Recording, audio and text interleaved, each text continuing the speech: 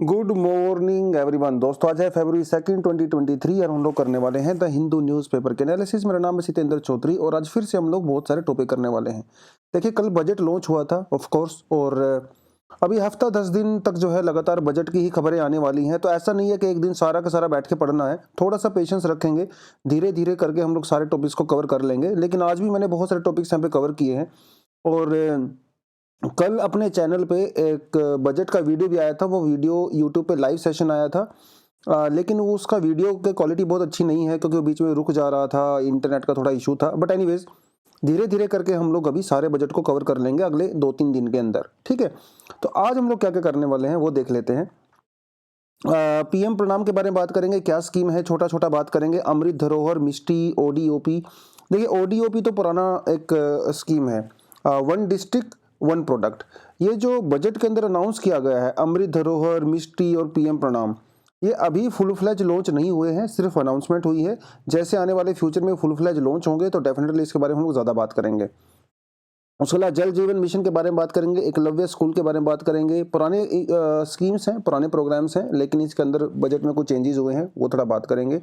उसके अलावा भैया हम लोग जैसे ग्रीन टेक्नोलॉजी की बात करते हैं, ग्रीन इकोनॉमी की बात करते हैं, तो थोड़ा उस टॉपिक के बारे में बात करेंगे। और उसके अलावा आज का जो टेक्स्ट सेक्शन है वो है जुडिशियल मेजिटोरियनिज्म, ठीक है। और आज मैंने कोई भी एडिटोरियल इंक्लूड नहीं किया है। आज 3-4-5 एडिटोरियल थे, वो सभी के सभी काफ़ी बायस्ड थे।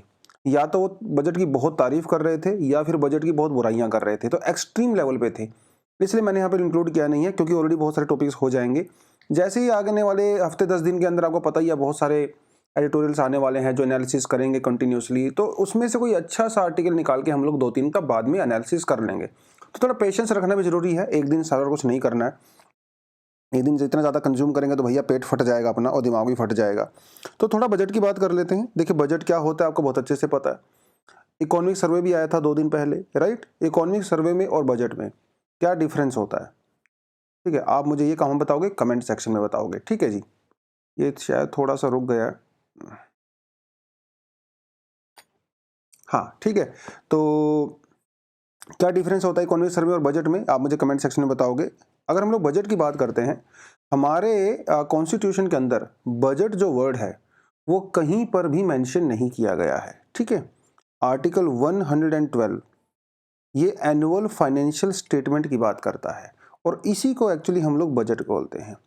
एनुअल मतलब सालाना, फाइनेंशियल स्टेटमेंट मतलब आने वाले साल में, जैसे अभी 2023-2024 के लिए किया गया है, आने वाले साल में हमारी सरकार कहाँ कहाँ से पैसे का जुगाड़ करेगी, मतलब उसकी इनकम होगी, और उस पैसे को कहाँ कहाँ खर्च करेगी, मतलब कहाँ कहाँ पे एक्सपेंडिचर करेगी।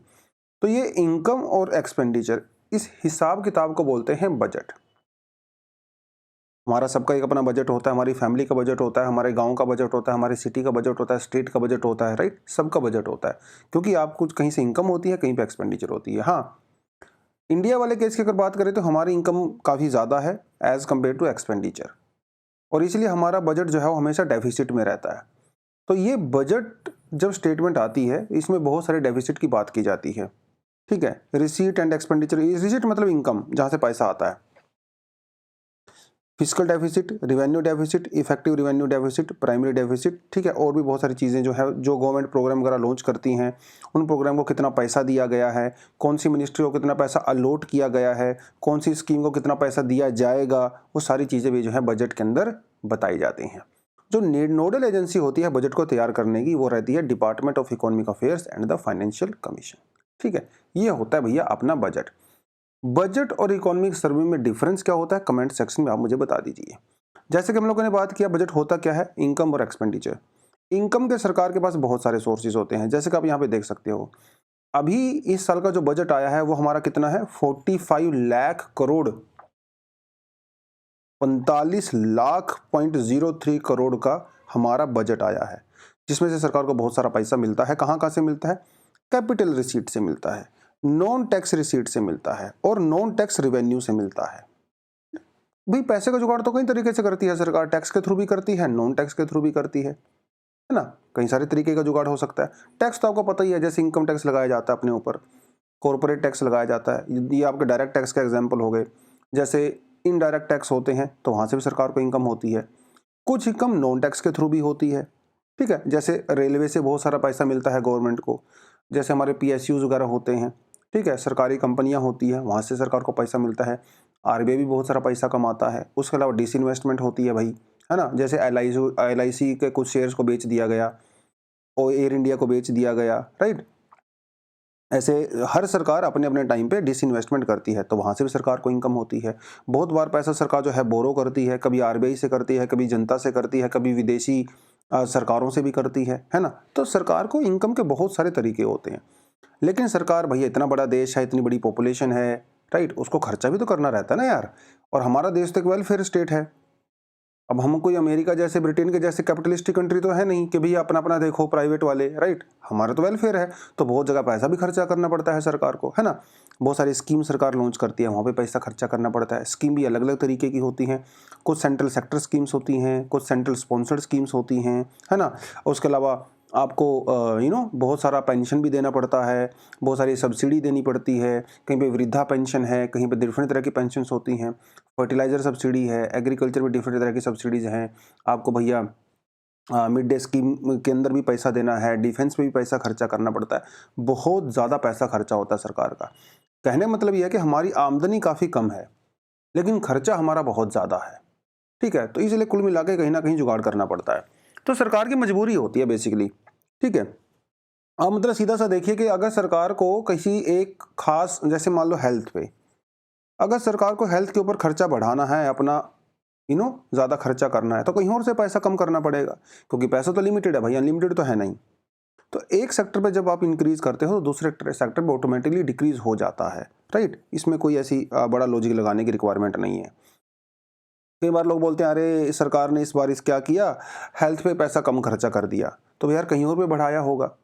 अरे सरकार ने इस बार जो है एजुकेशन से पैसा हटा दिया, तो कहीं और इंक्रीज किया होगा, क्योंकि पैसा तो लिमिटेड है ना। ये जो आप दिख रहा है ना, ये पाई चार्ट, ये लिमिटेड है। अगर आप ये ब्लू वाला एरिया कम करोगे तो डेफिनेटली दूसरे वाला एरिया अपने आप इंक्रीज हो जाएगा। ये इस तरह से चलता है। तो सरकार को कहाँ कहाँ से पैसा मिलता है आपको ये पता होना चाहिए। Corporation tax, income tax, custom duty वगैरह जो इंपोर्ट एक्सपोर्ट वगैरह के ऊपर लगाई जाती है, union excise tax, GST, non tax receipt, non debt capital receipt, जैसे डिसइन्वेस्टमेंट वगैरह करती है सरकार, सरकारी कंपनियों में से कुछ शेयर वगैरह बेच देती है। उसके अलावा बहुत सारी बोरोइंग की जाती है RBI वगैरह से, तो यहाँ से सरकार को इनकम होती है। खर्चे कहाँ करती है सरकार, खर्चे भी बहुत सारे हैं भाई। सेंट्रल स्पॉन्सर्ड स्कीम है, सेक्टर स्कीम है, इंटरेस्ट रेट पेमेंट करना पड़ता है। मतलब जब सरकार किसी से पैसा लेती है उधार, तो भैया उसको इंटरेस्ट तो देना पड़ेगा ना, फ्री में थोड़ी मिल रहा है। वहाँ पे डिफेंस पे सरकार जो है 8% खर्चा करती है अपने टोटल एक्सपेंडिचर का, सब्सिडी 7% करती है। फाइनेंस कमीशन के द्वारा जो रिकमेंडेशन दी जाती हैं स्टेट्स को, वो 9% करती है, ठीक है। वो सारी चीज़ें, पेंशन के ऊपर जो है 4% खर्चा करती है अपने टोटल एक्सपेंडिचर का, और दूसरे छोटे मोटे एक्सपेंडिचर होते हैं। यहाँ पे सरकार बहुत सारा पैसा खर्चा करती है, ठीक है। तो ये जो है वही सेम है, ये दिखाने का तरीका अलग है, लेकिन वो कॉन्सेप्ट सेम है, ठीक है।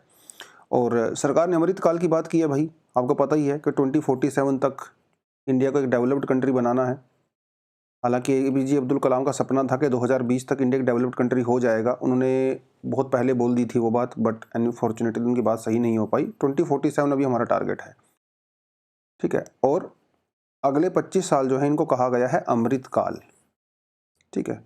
तो कुछ सेक्टर के ऊपर सरकार ने फोकस, 7 सेक्टर के ऊपर फोकस किया गया है। ये आपने रट्टा मार लेना, एग्जाम में पूछा जाएगा आपसे। Youth power, financial sector, green growth, unleashing the potential, infrastructure investment, inclusive development और reaching the last mile. 7 sector हैं, याद कर लेना बस इनको, ठीक है। अब देखिए हम पूरा बजट जो डिस्कस नहीं कर रहे हैं भाई, हम तो करंट अफेयर का टॉपिक पढ़ रहे हैं, बट इस बजट के अंदर कौन कौन सी चीज़ों पे बात की गई है वो थोड़ा आपको पता होना चाहिए। जैसे जो PVTs ग्रुप हैं, PVT के समझते हो ना, जो एकदम पर्टिकुलरली वनरेबल ट्राइबल ग्रुप्स होते हैं, जो सबसे बैकवर्ड ट्राइबल ग्रुप्स होते हैं, उनके पास एजुकेशन नहीं है, इंफ्रास्ट्रक्चर नहीं है, पैसा भी नहीं है, एम्प्लॉयमेंट भी नहीं है, जंगलों के ऊपर डिपेंड कर रहे हैं, उन्हें बोला जाता है। तो उनकी डेवलपमेंट के लिए जो है सरकार काफ़ी कुछ यहाँ पे करने वाली है। उसके अलावा एकलव्य मॉडल स्कूल्स में टीचर्स को हायर करेगी, ये हम लोग आगे पढ़ेंगे। तो ये चीज़ें हम थोड़ा आगे पढ़ेंगे, तो मैंने आपके कंटेंट में डाल दिया था, आप इसको थोड़ा अपने हिसाब से देख सकते हो, ठीक है। ये प्रणाम वगैरह हम आगे करेंगे, ठीक है। देखिए अभी प्रणाम का जो है प्रॉपर तरीके से लॉन्च हुआ नहीं है, बट PM प्रणाम क्या है, restoration, awareness, nourishment and the amelioration of the mother earth. इसमें क्या करेगी सरकार, जो केमिकल फर्टिलाइजर्स होते हैं उनके यूज़ को कम करने की कोशिश करवाएगी, मतलब पब्लिक अवेयरनेस टाइप का रहेगा ये।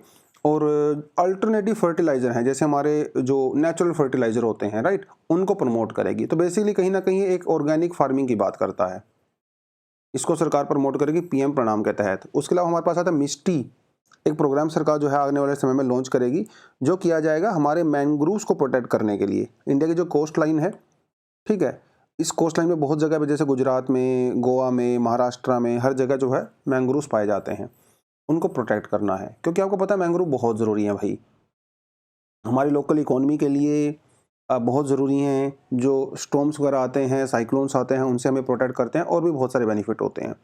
अमृत धरोहर एक और सरकार आने वाले समय में प्रोग्राम चलाएगी, इसमें ये वेटलैंड के लिए है, ठीक है, ऊपर वाला मिस्टी मैंग्रोव के लिए और नीचे वाला वेटलैंड के लिए। अगले 3 सालों में जो है सरकार ये करेगी।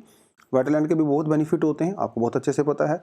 कार्बन ऑक्साइड को स्टोर करते हैं, बायोडाइवर्सिटी को प्रोटेक्ट करते हैं, इको टूरिज्म को बढ़ावा देते हैं। अमृत धरोहर याद रहेगा आपको, अमृत धरोहर, मिस्टी और ऊपर वाला क्या था, पीएम प्रणाम। 3 प्रोग्राम आपको याद करने हैं, आने वाले समय में इसकी डिटेल में हम लोग डेफिनेटली जाएंगे। ठीक है जी, चलिए। Tourism to go into the mission mode, tourism पे सरकार बहुत फोकस कर रही है, और ये अच्छी बात है। हमारे तो खुद प्रधानमंत्री जी भी घूमने फिरने के काफ़ी शौकीन हैं, और आजकल के जो यूथ आपको नज़र आ रहा है, इंस्टाग्राम की जो जनता है पूरी, भैया घूमने फिरने में बड़ा विश्वास रखती है। और जिस तरह से हमारा देश है, इतना डाइवर्स कंट्री है, एक ही कंट्री के अंदर आप 50 कंट्री का मज़ा ले सकते हो। आपको आइस कवर्ड पीक्स भी मिल रही हैं, आपको सैंड ड्यून्स भी मिल रहे हैं, आपको बीच भी मिल रहे हैं, आपको जंगल भी मिल रहे हैं, सब कुछ मिल रहा है भाई, है ना। तो सरकार चाहती है कि जो टूरिज्म सेक्टर के अंदर पोटेंशियल है, इसको पूरी तरह से ग्रैब किया जाए। तो टूरिज्म सेक्टर पे सरकार ने 2400 करोड़ रुपीस का अभी एक बजट एलोकेशन किया है, जिसमें 50 नई टूरिस्ट डेस्टिनेशन को एक्सप्लोर किया जाएगा। ठीक है, इसमें एक सरकार जो है एक मोबाइल ऐप भी लॉन्च करने वाली है, जिसका नाम रहेगा यूनिटी मॉल्स। इस ऐप का यूज़ करके आपको सारी इन्फॉर्मेशन मिल जाएगी, वहाँ पे कौन सी जगह आप घूम सकते हो, वहाँ पर कौन कौन से जीआई प्रोडक्ट्स हैं, ज्योग्राफिकल इंडिकेटर वाले प्रोडक्ट हैं, हैंडीक्राफ्ट वहाँ पे कौन सा फेमस है, वो सब आप जो है यहाँ पे ले सकते हो। इवन स्ट्रीट फूड तक की इन्फॉर्मेशन भी आपको वहाँ पे दिया जाएगा, पूरा मैप दिया जाएगा, स्ट्रीट मैप वगैरह सब दिया जाएगा। ठीक है, तो आप वो सब कर सकते हो। और जो लोकल लोग हैं, क्योंकि लोकल लोगों को बहुत सारा एम्प्लॉयमेंट वगैरह मिलता है टूरिज़्म से, तो वो सब यहाँ पे एक्सप्लोर किया जाएगा। ठीक है, ये सारी चीज़ें हैं। और ये जो यूनिटी मॉल रहेगा, इसके अंदर आपको क्या रहेगा, ODOP, मतलब वन डिस्ट्रिक्ट वन प्रोडक्ट। तो ये एक स्कीम सरकार ने 2018 में लॉन्च किया था, जिसमें क्या रहता है, एक स्टेट के अंदर हर डिस्ट्रिक्ट से एक यूनिक प्रोडक्ट को आइडेंटिफाई किया जाता है। उस यूनिक प्रोडक्ट को किसी भी एक सिटी में, वो वहाँ की स्टेट की कैपिटल भी हो सकती है, या वहाँ की कोई मेजर सिटी हो सकती है, फाइनेंशियल हब हो सकता है, वहाँ पे एक मॉल बनाएंगे बेसिकली। ठीक है, यूनिटी मॉल, और उसमें हम लोग उन प्रोडक्ट्स को दिखाएंगे, और दिखाना ही नहीं है, बेचना भी है। ठीक है, तो अगर लोग बाहर से घूमने आते हैं तो आपको सारी जगह एक ही जगह पे मिल जाएंगी। अब आप जैसे तमिलनाडु में जाते हो, कितनी सारी डिस्ट्रिक्ट हैं तमिलनाडु में, आपको हर जगह जाके प्रोडक्ट खोजने की रिक्वायरमेंट नहीं है। आप चेन्नई में जाइए, सब कुछ आपको एक ही जगह पे मिल जाएगा, और वो भी गवर्नमेंट की गारंटी के साथ, तो क्वालिटी भी उसकी अच्छी होगी। राइट, ये सारी चीज़ें वहाँ पे हम लोग करेंगे, वन डिस्ट्रिक्ट वन प्रोडक्ट के अंदर में। ठीक है, और ये सेंट्रली स्पॉन्सर्ड स्कीम है। देखिए, 2 तरह की स्कीम होती हैं, एक होती है सेंट्रल स्पॉन्सर्ड स्कीम, एक होती है सेंट्रल सेक्टर स्कीम। दोनों में फ़र्क होता है ना। जो सेंट्रल सेक्टर स्कीम होती है बच्चों, वो 100% यूनियन गवर्नमेंट के द्वारा डिज़ाइन की जाती है और उन्हीं के द्वारा इम्प्लीमेंट की जाती है। इसमें स्टेट गवर्नमेंट का 1 रुपया भी खर्चा नहीं होता है, सारा खर्चा सेंट्रल गवर्नमेंट का होता है। लेकिन जो सेंट्रल स्पॉन्सर्ड स्कीम होती हैं, वो कंट्रीब्यूशन होता है, सेंटर और स्टेट का अलग अलग हो सकता है, कहीं पे 60-40, कहीं पे 75-25, कहीं पे 90-10, है ना, इस तरह से रहता है। तो सेंट्रल स्पॉन्सर्ड स्कीम जैसे हमारा मनरेगा हो गया, ठीक है, एक बहुत बड़ा फ्लैगशिप जो है स्कीम है हमारे पास। उसके अलावा जैसे प्रधानमंत्री जो है वो सड़क परियोजना हो गई, इस तरह से ऐसे ही हमारे पास सेंट्रल सेक्टर स्कीम्स भी रहती हैं, जैसे प्रधानमंत्री उज्ज्वला योजना हो गया, खेलो इंडिया हो गया, राइट, वो सब चीज़ें रहती हैं। तो इसके तहत जो है वो सब यहाँ पे किया जाएगा। बहुत सारे प्रोडक्ट वहाँ पे होते हैं, जैसे ट्राइबल एरिया से बहुत सारे जैसे हर्बल एडिबल आइटम्स, टर्मरिक, आंवला, हल्दी, उसके अलावा fishery related product, poultry, meat, पापड़, पिकल, पेठा वगैरह, ये सब वहाँ पे आ जाएगा। तो वन डिस्ट्रिक्ट वन प्रोडक्ट के अंदर में। ठीक है जी। चलिए, कल आपसे हम लोगों ने 3 एमसीक्यूज़ पूछे थे और तीनों का आंसर आपके सामने है। ठीक है, आप इसको पढ़ सकते हो, इसको स्टोर कर सकते सेव कर सकते हो फ्यूचर के लिए और थोड़ा गूगल करके जो है इसकी इन्फॉर्मेशन भी ले सकते हो। ठीक है जी, चलिए। 15,000 crore to be spent for the development of the tribes. तो ट्राइबल एरियाज़ में भी सरकार काफ़ी फोकस कर रही है। ठीक है, छोटा नागपुर प्लेटू, नीलगिरी हिल्स में या नॉर्थ ईस्ट इंडिया में काफ़ी फोकस किया जा रहा है। खासकर ट्राइबल ग्रुप्स में भी वो ग्रुप जो सबसे ज़्यादा बैकवर्ड है। ठीक है, जिसे कहा गया है पीवीटीजी। तो प्रधानमंत्री particularly vulnerable tribal groups development mission, इसके तहत ऑलरेडी काफ़ी पैसा वैसा दिया गया है। ठीक है, अराउंड 15,000 करोड़ के लगभग अलॉट किया गया है, जो काफ़ी अच्छा अमाउंट यहाँ पे नज़र आ रहा है। ठीक है, अगले 3 सालों में सरकार इतना पैसा खर्चा करेगी और हमारी कंट्री में 75 ऐसी ट्राइब्स हैं जिनको पीवीटीजी आइडेंटिफाई किया गया, जैसे अंडमान निकोबार वगैरह में भी। ठीक है, और ये टोटल 31,000 विलेजेस में रहते हैं। तो मतलब ये है कि इन विलेजेस में हम लोग 15,000 करोड़ रुपया खर्चा करेंगे आने वाले 3 सालों में, विच इज़ गुड, है ना, विच इज़ गुड। और इतना ही नहीं, और जैसे एजुकेशन पे पैसा खर्चा करेंगे, clean energy, drinking water, sanitation, education, health, nutrition, road, telecommunication वगैरह, उन सभी एरिया के अंदर यहाँ पे फोकस किया जाएगा। ठीक है, यहाँ से 3 एमसीक्यूज़ आपके लिए मैंने निकाले हैं। ये पुराने एमसीक्यूज़ हैं, पता नहीं आपके पास ये कंटेंट है कि नहीं। अगर कंटेंट नहीं है तो बहुत बढ़िया है, अगर कंटेंट है पहले से तो आप कमेंट सेक्शन में आंसर दीजिए। ठीक है, तो पीवीटीज़ को इसको लेके है। और ये जो ये तीनों क्वेश्चन जो है वो एक्चुअली यूपीएससी के प्रीवियस ईयर क्वेश्चंस हैं। ठीक है, तो आप देख सकते हो किस तरह से यूपीएससी में सवाल पूछे जाते हैं, राइट। और ये वाला क्वेश्चन तो लास्ट टू लास्ट ईयर का ही है। ठीक है, तो आंसर दीजिए, मज़ा आएगा। चलिए, major thrust plan for the green energy. हमारी गवर्नमेंट बहुत ज़्यादा फोकस कर रही है ग्रीन एनर्जी के ऊपर, चाहे वो सोलर हो, चाहे वो विंड हो। आजकल तो न्यूक्लियर की बातें भी हो रही हैं बहुत सारी, राइट। तो उस पर सरकार काफ़ी फोकस करने वाली है। जैसे कि आपको पता ही है कि 2070 का हमारा टारगेट है भाई, है ना, कि अपने को नेट जीरो अचीव करना है। और जिस तरह से इंडिया की ट्रॉपिकल कंट्री है, तो हमारे यहाँ पे तो काफ़ी ज़्यादा स्कोप है सोलर एनर्जी का। हालांकि कल हम लोगों ने एडिटोरियल किया था कि सोलर एनर्जी इंडिया का फाइनल सॉल्यूशन नहीं है, बट स्टिल गवर्नमेंट सॉल्यूशन बहुत ज़्यादा फोकस कर रही है सोलर के ऊपर। तो सारे आर्गुमेंट हमें पता होने चाहिए, उसके फेवर में, उसके अगेंस्ट में, है ना, वो सारी चीज़ें। तो 35,000 करोड़, ठीक है, ये एक कैपिटल इन्वेस्टमेंट किया जाएगा हमारी ग्रीन एनर्जी वाले सेक्टर में। ठीक है, ग्रीन एनर्जी के सेक्टर में। तो एक तो इन्होंने ये बोला है। तो आपका जो सप्तऋषि का जो 7 प्रिंसिपल हैं ऊपर हम लोगों ने देखा था, उसमें से एक जो है वो हमारा ग्रीन एनर्जी भी है, जो अमृत काल के अंदर हम लोग करने वाले हैं। तो इसमें हम लोगों ने, सरकार ने बहुत सारी चीज़ें करी हैं। जैसे जो लिथियम आयन बैटरी होती है, जो स्टोरेज के काम आती है, कल हम लोगों ने उसके बारे में बात किया था। उसके ऊपर कस्टम ड्यूटी को कम कर दिया है ताकि उसका इंपोर्ट सस्ता हो सके और हमारे यहाँ पे स्टोरेज कैपेसिटी को इंक्रीज़ किया जा सके। उसके अलावा जो of grid solar power projects होते हैं, उनमें काफ़ी जो है यहाँ पे इंसेंटिव वगैरह दिए गए हैं। सरकार का टारगेट था कि 2022 तक हम लोग 100 गीगावाट बिजली जो है सोलर से पैदा करेंगे, लेकिन अनफॉर्चुनेटली वो सिर्फ 63 ही हो पाया। तो अपने टारगेट से हम लोग काफ़ी पीछे हैं, इसलिए सरकार चाहती है कि इसके अंदर थोड़ा और पैसा खर्चा किया जाए। अपार्ट फ्रॉम दैट हमारे पास नेशनल ग्रीन हाइड्रोजन मिशन भी है, हम लोग इसके बारे में बहुत चर्चाएं कर चुके हैं। 19,000 करोड़ रुपीज़ इस प्रोग्राम को दिया गया है ताकि जो हाइड्रोजन ये वाला जो पूरा सेक्टर है वो ग्रोथ हो सके, राइट। तो ये कुछ कुछ करके सरकार ने यहाँ पे बात किया है। ठीक है, चलिए। हाँ, यहाँ पे देखें मिष्टी का ऑलरेडी इन्होंने मेंशन कर दिया है, मिष्टी हम लोगों ने ऊपर बात कर लिया था, तो उसको रिपीट कर दिया गया यहाँ पे। ठीक है, दोबारा से चलिए।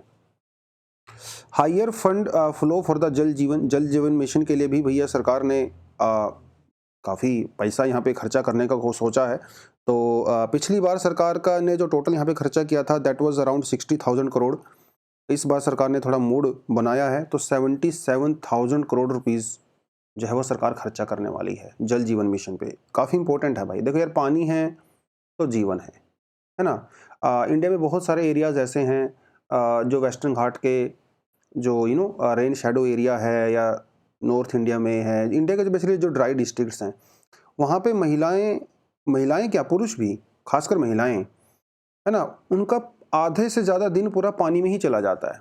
पानी लेके आओ, है ना, 10-10 किलोमीटर तक पानी लेने जाना पड़ता है, फिर वहाँ से आधा पूरा दिन चला जाता है यार उनका। बहुत वेस्टेज होती है, फिजिकल टायरिंग भी होती है, वो सारी चीज़ें, राइट। तो सरकार चाहती है कि लोगों को पानी मिले, साफ सुथरा पानी मिले, घर के अंदर ही पानी मिले। तो यह है हमारा जल जीवन मिशन। क्या रहता है इसमें जल जीवन मिशन में? पुराना मिशन है, वैसे मैंने आपके लिए कंटेंट यहाँ पे दिया हुआ है। जल जीवन मिशन को 2019 में लॉन्च किया गया था और हर घर जल के तहत ये टैगलाइन थी इसकी। इसमें क्या रहता है, इन्होंने कहा है, सरकार कहती है कि हर घर के अंदर हर पर्सन को हम लोग हर दिन 55 लीटर 55 लीटर पानी प्रोवाइड करवाएंगे। और ये जो पानी प्रोवाइड कराएंगे साफ सुथरा होगा, टैप कनेक्शन के थ्रू आएगा, ठीक है। और ये टारगेट है 2024 का। जल शक्ति मिनिस्ट्री के अंदर जो है इसको डाला गया है, ठीक है। तो सरकार चाहती है भाई, ये थोड़ा काम स्लो हो रहा था, हालांकि इतना स्लो भी नहीं है, अच्छा खासा काम हुआ है। यहाँ पे 11 करोड़, ये सरकार का कहना है कि 11 करोड़ लोगों को टूंटी वाले यानी कि जो टैप कनेक्शन है वो इंडिया में दिए गए हैं। बट ये अभी हम लोग और बढ़ाने की रिक्वायरमेंट है। कुछ स्टेट इंडिया में बहुत बढ़िया परफॉर्म कर रहे हैं इस सेक्टर में, जैसे तमिलनाडु, हिमाचल प्रदेश, गोवा, पौंडीचेरी वगैरह, जहाँ पे 80% से ज़्यादा लोगों के घरों में टैप वाटर है। जबकि कुछ स्टेट हैं जैसे राजस्थान, केरला, मणिपुर, महाराष्ट्र, त्रिपुरा, मध्य प्रदेश, मिजोरम, सिक्किम वगैरह, जहाँ पे अभी भी जो है 50% से कम लोगों के घरों में टैप कनेक्शन है। तो ये इम्प्रूव करना है, ठीक है। तो कुछ कुछ चीज़ें इम्प्रूव होंगी, कुछ चीज़ें हो रही हैं। तो चीज़ें ऐसी होती हैं भाई। अब ये कोई ऐसा जादू की छड़ी तो है नहीं, ऐसे घुमाएंगे सब कुछ अचानक से देश में ठीक हो जाएगा। इट टेक्स टाइम, है ना। पैसा भी कम है हमारे पास, इतना ज़्यादा पैसा है नहीं। एब्सोल्यूट टर्म में लगता है कि इंडिया की इकोनॉमी बहुत ज़्यादा है, लेकिन अगर आप पॉपुलेशन वाइज देखें, पर कैपिटा के हिसाब से देखें और उसके बाद इनकम डिस्पैरिटी को देखें, तो अभी भी इंडिया में बहुत सारे सेक्शन ऐसे हैं, बहुत सारी सोसाइटीज़ ऐसी हैं, बहुत सारे रीजन्स ऐसे हैं जो बहुत गरीब हैं यार, आप इमेजिन नहीं कर सकते। कुछ सेक्टर ऐसे हैं, कुछ सोसाइटीज़ ऐसी हैं जो बहुत अमीर हो गई हैं, लेकिन कुछ वाले अभी बहुत गरीब हैं। वहाँ तक जाना है, वहाँ तक जाना है सरकार को, है ना। समय लगेगा, चलिए, बट हो रही हैं कुछ चीज़ें। 38,800 teachers support staff to be recruited for the Eklavya school. तो एकलव्य स्कूल के बारे में आपको बताता चलूँ। एकलव्य स्कूल जो है ना वो ये जो शुरुआत में कॉन्सेप्ट आया था वो 1977-78 में आया था, ठीक है। इसमें क्या रहता है, जो ट्राइबल स्टूडेंट्स होते हैं ट्राइबल एरियाज़ के अंदर उनको एजुकेशन प्रोवाइड करवानी है। देखिए जो नॉर्मल हमारा एरियाज़ होते हैं जहाँ पे बैकवर्डनेस नहीं है, ठीक है, वहाँ पे तो ऑलरेडी जवाहर नवोदय विद्यालय और केंद्रीय विद्यालय चल रहे हैं। लेकिन अब यहाँ पे पढ़ने वाले बच्चे तो आगे निकल गए, उनको तो बढ़िया क्वालिटी एजुकेशन मिला। उन बच्चों को क्या, जो ट्राइबल एरियाज़ में बेचारे वो पिछड़ गए ना, वहाँ पे इंफ्रास्ट्रक्चर है, स्कूल है, एजुकेशन है, टीचर है, कुछ है ही नहीं। उनके लिए फिर जो है वो चलाया गया था एकलव्य मॉडल रेजिडेंशियल स्कूल्स, ठीक है, वो चलाया गया था। इस एक स्कूल की कैपेसिटी जो है 480 स्टूडेंट्स होती है। 6 स्टैंडर्ड से लेकर 12 स्टैंडर्ड तक के बच्चे यहाँ पे पढ़ सकते हैं। मिनिस्ट्री ऑफ ट्राइबल अफेयर के अंदर में ही आता है। हमारा जो आर्टिकल 275 है उसके तहत जो है इसको फंडिंग वगैरह दिया जाता है। तो सरकार चाहती, इस समय इंडिया में जो है 740 एकलव्य स्कूल्स हैं, ठीक है। तो लेकिन वहाँ पे टीचर्स नहीं है, अनफॉर्चुनेटली। टीचर्स तो चाहिए भैया, टीचर्स के बिना बिल्डिंग खड़ा कर दो तो क्या बेनिफिट है। तो सरकार कह रही है कि हम लोग आने वाले समय में कम से कम 40,000 मतलब 38,800 टीचर्स को रिक्रूट करेंगे और सपोर्ट स्टाफ को रिक्रूट करेंगे, जिसमें से 10,000 टीचर जो हैं वो अगले साल ही रिक्रूट यहाँ पे होने वाले हैं। तो अगर आप उस बेल्ट से बिलोंग करते हो तो आपके लिए अगर आप कोई जॉब चाहिए तो इट्स अ गुड जॉब, ठीक है, कुछ ना कुछ सैलरी तो होगा ही वहाँ पे। तो एकलव्य मॉडल स्कूल के अंदर जो एजुकेशन दिया जाता है वो बिल्कुल एकदम से हाई क्वालिटी रहता है, जवाहर नवोदय विद्यालय, केंद्रीय विद्यालय जैसे। तो जवाहर नवोदय विद्यालय, केंद्रीय विद्यालय के बारे में थोड़ा बहुत कंटेंट मैंने यहाँ पे दिया हुआ है। ये जो दोनों ही स्कूल होते हैं वो CBSE एफिलिएटेड होते हैं, रेजिडेंशियल स्कूल्स होते हैं और गर्ल्स एंड बॉयज़ दोनों के लिए होते हैं, ठीक है। जवाहर नवोदय वाले का जो कॉन्सेप्ट है वो 1986-87 में आया था। केंद्रीय विद्यालय का जो कॉन्सेप्ट है वो 1962 में आया था, ठीक है। ये थोड़ा सा आप यहाँ पे देख सकते हो, एक्स्ट्रा कंटेंट डाला मैंने आपके लिए। चलिए, ये वाला कंटेंट सेल्फ स्टडी के लिए मुझे, ठीक है, आप इसको खुद से पढ़ सकते हो। हाँ, ये क्या है देखिए, इस जुडिशियल मेजोरिटेरियनिज्म जस्टिफाइड। ये हम लोग इसके बारे में 1-2 बार बात किया है थोड़ा बहुत, बट बात यह है कि मान लो सपोज करिए कि भाई आप एक पंचायत में बैठे हुए हो, उस पंचायत के अंदर जो है 5 लोग हैं जो फैसला कर रहे हैं, ठीक है, कोई उनके सामने केस आया है और जिनमें से 4 लोग एक साइड में अपना डिसीजन सुनाते हैं और एक आदमी दूसरी साइड में डिसीजन सुनाता है। अब भाई डेमोक्रेसी तो यही कहती है कि भैया ये 4 लोगों का जो डिसीजन है वही माना जाएगा। है ना, और एक आदमी का डिसीजन नहीं माना जाएगा। ठीक है, आप इसे एक टाइम पे मेजोरिटेरियनिज्म भी कह सकते हो। दोनों में वैसे फ़र्क होता है, ठीक है, दोनों में फ़र्क होता है काफ़ी, डेमोक्रेसी मेजोरिटेरियनिज्म में प्रिंसिपल वाइज, ठीक है, बट प्रैक्टिकल तौर पे आप ये कह सकते हो। अब यार इसका मतलब तो ये हुआ कि मान लो किसी सोसाइटी में 90% लोग हैं वो एक्स धर्म में बिलीव करते हैं, और 10% जो लोग 10 लोग जो हैं, अगले मान लो वहाँ की पॉपुलेशन 100 है, 10 उसमें से जो 10 लोग हैं वो वाई रिलीजन के अंदर बिलीव करते हैं। अब अगर मान लो ये 90 लोग ये कहें कि ये जो 10 लोग हैं इनको यहाँ से बाहर निकाल दिया जाए, फेंक दिया जाए या इनको मार दिया जाए, क्या वो सही है? अरे मेजोरिटी अगर किसी डिसीजन को चाहे तो जरूरी थोड़ी ना भाई वो सही हो, गलत भी तो हो सकता है यार। आप अमेरिका में, यूरोप में चले जाइए, बहुत रिसेंट टाइम तक वहाँ पे स्लेवरी हुआ करती थी, मेजोरिटी लोग वहाँ पे स्लेवरी को जो है सपोर्ट किया करते थे, तो क्या वो सही थे? बिल्कुल भी नहीं थे, राइट।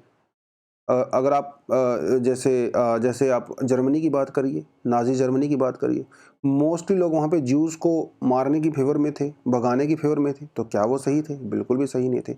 आप इंडिया की बात कर लीजिए, मेजॉरिटी जो लोग इंडिया में हैं वो कास्टिज़्म में बिलीव करते हैं, कास्ट के बेसिस पे डिस्क्रिमिनेशन को प्रैक्टिस भी करते हैं, तो क्या वो सही है? नहीं सही है। तो क्या ये सारे लॉजिक जुडिशरी पे भी अप्लाई होते हैं क्या? अगर किसी बेंच के अंदर 5 जज हैं और 5 जज में से 3 जज एक साइड में फैसला सुनाते हैं और 2 जज जो है नहीं सुनाते हैं, तो ये 3 जज का फैसला माना जाएगा। लेकिन क्या ये हमेशा करेक्ट होगा? ऐसा जरूरी तो नहीं है। 2 लोगों का ही गलत होगा ऐसा भी जरूरी नहीं है, ठीक है। उसके बारे में आर्टिकल, अच्छा आर्टिकल है, सोचने पे मजबूर करेगा आपको, ठीक है। तो है क्या ये पूरा मामला? देखिए, हम यहाँ पे बात करते हैं कॉन्स्टिट्यूशनल बेंच की बात करते हैं। कॉन्स्टिट्यूशनल बेंच में क्या होता है? 5 जज, 7, 9, 11 और 13 जज होते हैं। फैसला किसके बेसिस पे होता है कि ज़्यादा जज किस फेवर में डिसीजन लेते हैं, उसको ही फाइनल माना जाता है। बट इसका मतलब ये नहीं है कि जो माइनॉरिटी जो डिसीजन होते हैं फालतू में होते हैं, नहीं, ऐसा नहीं है भाई। मेजॉरिटी जजेस भी अपना फैसला सुनाते हैं, वो माना नहीं जाता, वो बात अलग है। इस तो क्या जुडिशियल मेजोरिटेरियनिज्म होना चाहिए, नहीं होना चाहिए, वो काफ़ी कंट्रोवर्शियल मुद्दा है। अब आप यहाँ पे एक चीज़ देखिए, अब हम लोग ये कहते हैं कि भाई कोई फिजिक्स का रूल है, मान लो किसी से मान लो कोई जनरल सा एक रूल है, हम लोग ये कहते हैं भाई जब sun rises in the east, वो तो एक ऑब्जेक्टिव सच्चाई है। अब इसमें तो कोई फर्क नहीं पड़ता, अगर 100 लोगों में से मान लो 99 लोग ये कहते हैं कि नहीं नहीं ईस्ट में नहीं वेस्ट में राइज करता है, और एक आदमी कहता है कि नहीं नहीं वो ईस्ट में राइज करता है, तो अगर ज़्यादा लोग मान रहे हैं तो जरूरी थोड़ी ना वो सही होगा। ईस्ट में करता है तो करता है, क्योंकि तो हार्ड रूल्स है ना, हार्ड रूल्स हैं। हार्ड रूल्स में आप क्या सोचते हो, आपका ओपिनियन मैटर नहीं करता है भाई, वो तो रूल है, वो तो एविडेंस है, सामने दिख रहा है। आपका ओपिनियन उसमें आपके ओपिनियन से वो चेंज होने वाला नहीं है ना। दुनिया वेस्ट टू ईस्ट मूव कर रही है तो कर रही है, चाहे पूरी दुनिया के लोग ये मान ले कि नहीं वो तो ईस्ट टू वेस्ट कर रही है, उससे कोई फर्क नहीं पड़ने वाला। ओपिनियन आपका मैटर नहीं करता है ऐसे केस में जहां पे फैक्ट्स, एविडेंस और ऑब्जेक्टिविटी ये मैटर करता है, वहां पे आपका ओपिनियन कुछ मैटर नहीं करता। अब बात यहाँ पे जजेस की करते हैं। जजेस जो भी फैसला सुनाते हैं वो किस बेसिस पे सुनाते हैं? किस बेसिस पे सुनाते हैं? लॉ के बेसिस पे सुनाते हैं। लॉ तो सबके लिए फिक्स है। एविडेंस के बेसिस पे सुनाते हैं। एविडेंस भी सबके लिए फिक्स है। अब ऐसा तो नहीं है कि बेंच के अंदर 5 जज बैठे हैं, तीन को अलग एविडेंस दिखाए, 2 को अलग एविडेंस दिखाई गई। भाई एविडेंस तो सबके सामने बराबर है, और जो केस उनके सामने आया है उसके लिए कानून भी सेम है। हमारे कॉन्स्टिट्यूशन में या लेजिस्लेचर ने जो बनाए हैं, आईपीसी हो गया, सीआरपीसी हो गया, सेम है ना।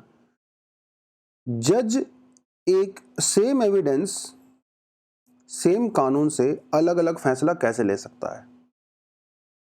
नहीं होना चाहिए ना, सबका फैसला सेम होना चाहिए, लेकिन ऐसा होता नहीं।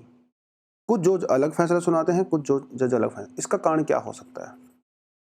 इसका या तो ये कारण हो सकता है कि जो वो जज होते हैं वो इंडिविजुअली उस कानून को अलग तरह से इंटरप्रेट करते हैं, या फिर उनका पर्सनल बायसनेस भी हो सकती है। इसमें कोई, हालांकि जज भी इंसान ही होते हैं ना भाई, पर्सनल बायसनेस भी हो सकती है। तो पर्सनल बायसनेस की वजह से अगर मेजॉरिटी जजेस कोई गलत फैसला कर लेते हैं, तो क्या उसे हम लोग कहेंगे कि जस्टिस डिलीवर हुआ है? मैं तो नहीं कहूँगा। ऐसे बहुत सारे एग्जाम्पल पास्ट में देखे भी गए हैं जुडिशरी में। ऐसा नहीं है सिर्फ मैं आपसे बात कर रहा हूँ, नहीं, इसका प्रूफ है।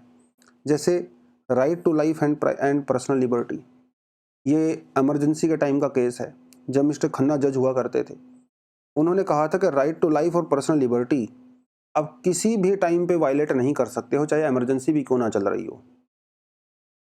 ये उनका माइनॉरिटी पॉइंट ऑफ व्यू था। मेजॉरिटी जजेस ने इस बात को नहीं माना था, लेकिन आज हम लोगों ने इसको मानते हैं। उस समय जो जज गलत माना जा रहा था, बाद में उसी जज के फैसले को सही माना गया। समझ रहे इस बात को? राइट टू प्राइवेसी, पहले सुप्रीम कोर्ट में कई सारी जजमेंट ऐसी हुई जिसमें राइट टू प्राइवेसी को फंडामेंटल राइट डिक्लेयर नहीं किया गया। कुछ जजेस ने कहा था जो माइनॉरिटी में थे, लेकिन आज राइट टू प्राइवेसी को जो है सभी लोग मान रहे हैं। तो पुराने पास्ट में किए हुए जुडिशरी के फैसले जो गलत माने जा रहे थे, जो माइनॉरिटी में थे, आज वही मेजॉरिटी में है। आज हो सकता है जो मेजॉरिटी में हो, आने वाले फ्यूचर में उसको गलत ठहराया जा सकता है। तो ये एक बड़ी बात है। क्या जुडिशरी के अंदर ऐसा सिस्टम होना चाहिए कि मेजॉरिटी जो फैसला लेगी वही सही होगा, या फिर जो बेंच होती हैं कॉन्स्टिट्यूशनल बेंच, वो सारे फैसले जो हैं यूनैनिमस होने चाहिए? मतलब आप एक ऐसा रूल बना दीजिए, अगर किसी बेंच के अंदर 3 जज हैं, मतलब 5 जज हैं, तो कम से कम 4 जजेस को एग्री करना पड़ेगा। ठीक है, अगर किसी के अंदर 9 जज हैं तो कम से कम 7 या 8 जजेस को एग्री करना पड़ेगा, तब तो आप मान सकते हो कि हाँ भाई ज़्यादातर जजेस जो हैं वो फेवर में हैं। तो ये इस आर्टिकल का कहना है। अच्छा आर्टिकल है, सोचने पे मजबूर करता है कि हाँ यार ऐसा भी हो सकता है और ऐसा होता भी है। ठीक है, वो ये आर्टिकल जो है यहाँ पे कहता है। बाकी और इसमें कुछ था नहीं। ठीक है, जो चीज़ें हम लोगों ने डिस्कस की हैं पुरानी चीज़ें हैं, कुछ नया इसमें कुछ खास है नहीं। हाँ, ये जो कुछ नई स्कीम्स वगैरह इन्होंने यहाँ पे प्रपोज की हैं, आने वाले समय में ये प्रॉपर तरीके से जब लॉन्च होंगी तो इसके बारे में हम लोग डेफिनेटली डिस्कस करेंगे। ये चीज़ें थोड़ी पुरानी हैं, ये हम लोग पहले डिस्कस कर चुके थे। ठीक है, एडिटोरियल आज मैंने लिया नहीं क्योंकि काफ़ी बायसनेस थी उसके अंदर, तो आज मैंने इसको छोड़ दिया है। हाँ, कुछ एमसीक्यू जो हैं वो आपको कमेंट सेक्शन में बताना है मुझे। ठीक है, बाकी एडिशनल आर्टिकल बहुत सारे हैं, आप देख सकते हो। ठीक है, बहुत सारे हैं आज, क्योंकि सारे बजट के बेसिस पे हैं। तो आने वाले समय में हफ्ते 10 दिन में एक एक करके हम इनको पकड़ेंगे, क्योंकि इसके बारे में डिटेल्स आएंगी और तब इसको हम लोग करेंगे। तो थोड़ा सा पेशेंस रखना भी ज़रूरी है, और I hope you got the point. ठीक है, आप इसको डाउनलोड कर सकते हो, नीचे डिस्क्रिप्शन में आपको लिंक मिल जाता है। ठीक है, वहाँ से जाकर डाउनलोड कर सकते हैं। तो बच्चों आज के लिए इतना ही था। Thank you very much, all the best and जय हिंद।